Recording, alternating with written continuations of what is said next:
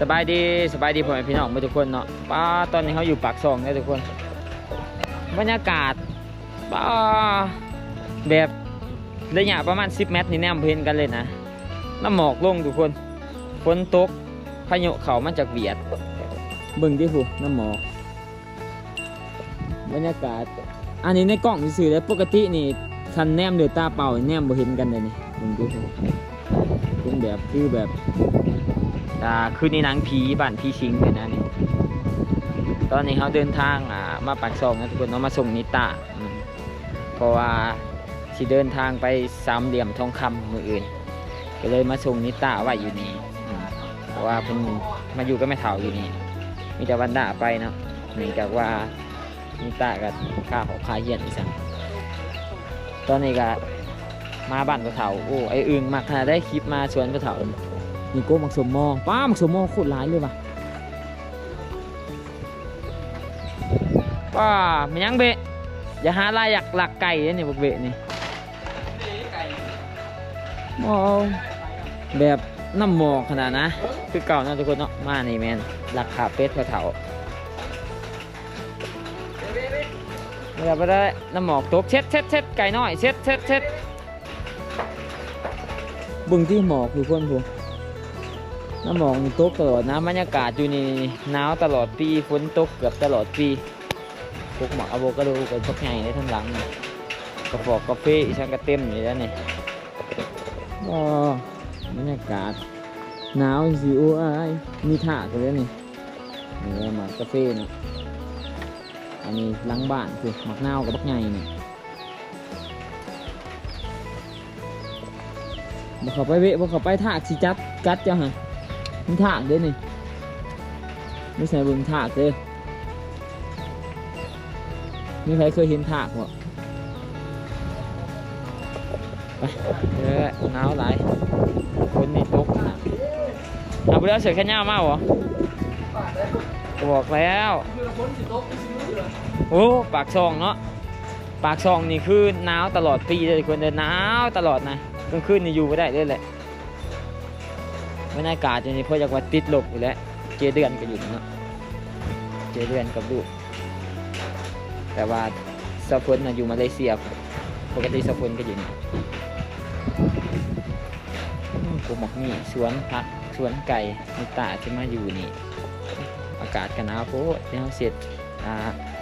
แกงเป็ดให้กับเขากินนะทุกคนหมอกนี่เต็มอยู่สวนอยู่ตามบ้านนอกเป็นสวนยังเบะไปให้เขาไปเพื่อนกับทุกคนฝนตกแห้งพวกเดี๋ยวสิหลังจับเป็ดมาเถาก็ไปอยู่สำนักไปจับเป็ดแล้วกินเลยนี่ใช่หรอปะหนาวขนาดนั้นทุกคนเหมือนกันได้ป่ะถาก่อนแล้วสิไปหลักจับเป็ดนำกับเขาทางใดนี่ตัวใหญ่ปะ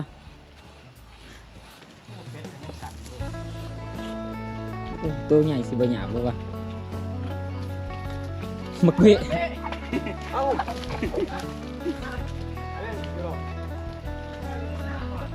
าไหมผู้เปลี่ยนเปื่อนเว้ยนี่เปลี่ยนเปื่อนสิเด้อ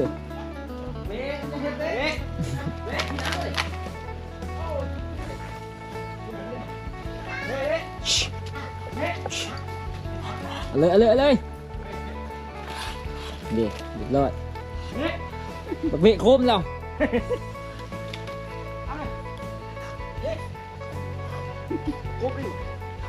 คบเข้ากระบอกเป็นยังดอกเบะมันแขวกระบอกมี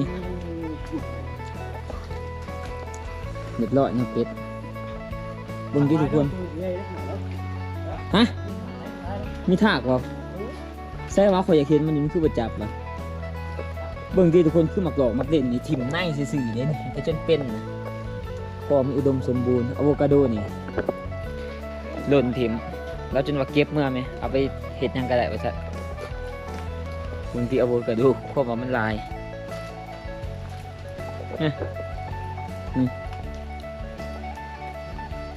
กินแต่เบิดอะไรง่ายเบิดแหละไปกับยันท่านี่ปิงมาอยู่ในไผ่มาเข็ดสวนน่ะสบายนะก็มาขอมาปรุงสวนผลทุเรียนเต็มสวนกระถางเงาไปหอดถูกหมักหมอไม้นี่ได้เลี้ยงเป็ดเลี้ยงไก่ก็ได้ให้ลูกเคยกินใครไหนเนาะมาช่วงนี้แมนคนเห็ดหลายอยู่สวยกันเห็ดบางที่หมักนาวคนขึ้นรถนะหมักนาวนี่เขามาขอเขาหามาขอแต่หมักนาวนี่ขอเลยเขาเอาไปขายอยู่ตลาดปูช่างก็เป็นเขตนี่ทุกคนช่วยเขากินหมักม่วงนี่โยนในหมักม่วงลงซื่อๆนี่ก็เป็นหมาพวกอะโวคาโดกันแล้วกินแล้วก็โยนไปทางขางเพื่อนซื่อๆเป็นหมาพวกไม้ส่วนร้ายเนี่ยบ่ค่อยได้ปลูกมันเป็นเองมัน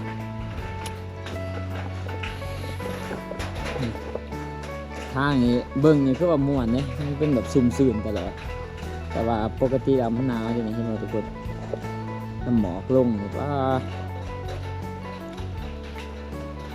ติดหมอกนี่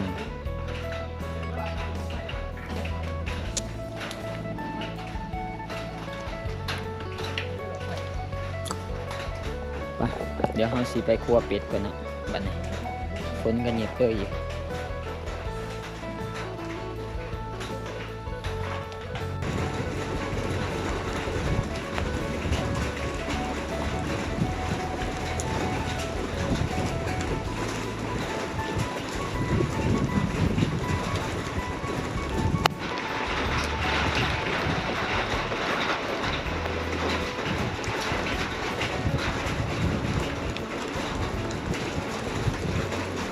อากาศโคตรดีทุกคนเอ้ย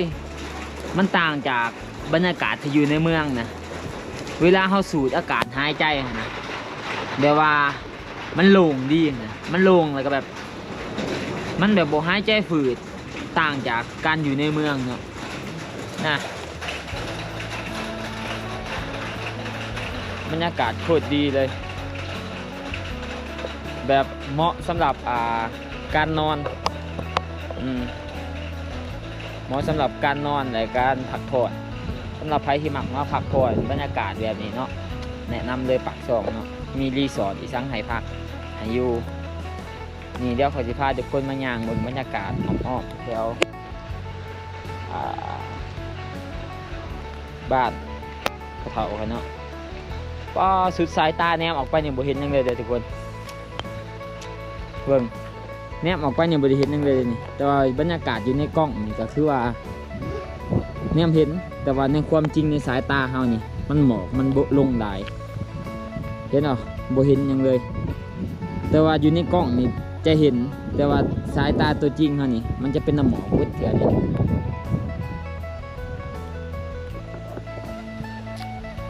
โอ้บรรยากาศโคตรดี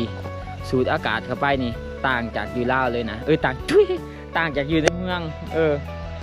อยู่ในเมืองกับอยู่นี่ต่างกันสูดอากาศเข้าไปนี่แบบโคตรสดชื่นเลยทุกคนเลยบรรยากาศดีแต่เสียอย่างเดียวเนี่ยมันหนาวบรรยากาศอย่างคล้ายๆกับอยู่เซนแฟนซิสโกบรรยากาศหนาวแบบนี้แต่ว่าอยู่นี่น้ำหมอกนี่จะตกแล้วก็ฝนนี่จะปล่อยตลอด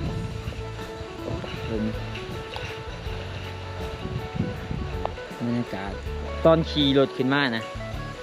บ่เห็นยังเลยทุกคนจะบ่เห็นหนทางเลยต้องค่อยๆขี่แล้วก็เปิดตาเอา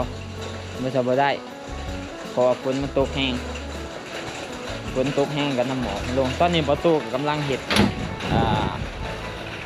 เป็ดเยอะเลยเนาะมอบการคั่วเป็ดให้ประตูแล้วก็จะกินเขาสามัคคี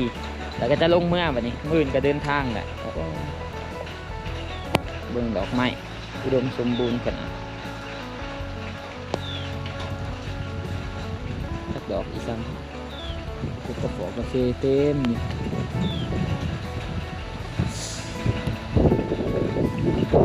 อากาศดีแต่ว่า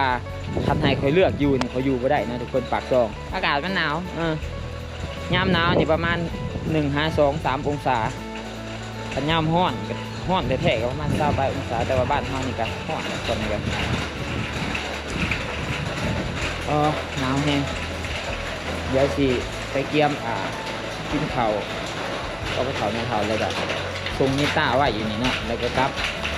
ฝากนิต้าไว้นิต้าเพิ่นอยากมาย่ำเผาในเผามันยังเบรกกับเป็ดนี่ฮะไม่ใช่ไรจะเห็นเป็ดบ่ใช่นี่เป็ดนี่เป็ดมันหนาวเปิดไฟเห็นมั้ยนี่ไม่ใช่ไรเป็ดมันเห็นเป็ดอยู่นี่ไปเด้อมาไหนซะตอนนี้กำลังกินข้าวนะทุกคนเนาะกินข้าวแล้วก็สิเมื่อนี่มันเด็ดแป้งต้มเป็ดก้อยเป็ดวันนี้เริ่มกินหยอกเป็นพิเศษได้วันนี้มันหวานเขาตาสิเป็นสาวปากซองจักมือวะ 2-3 มื้อเดี๋ยวเอาไปเลยอันนี้ 3-4 มื้อนะทุกคนเนาะเพราะว่าวันที่18ก็มาละเดี๋ยวสิมาหับเพื่อน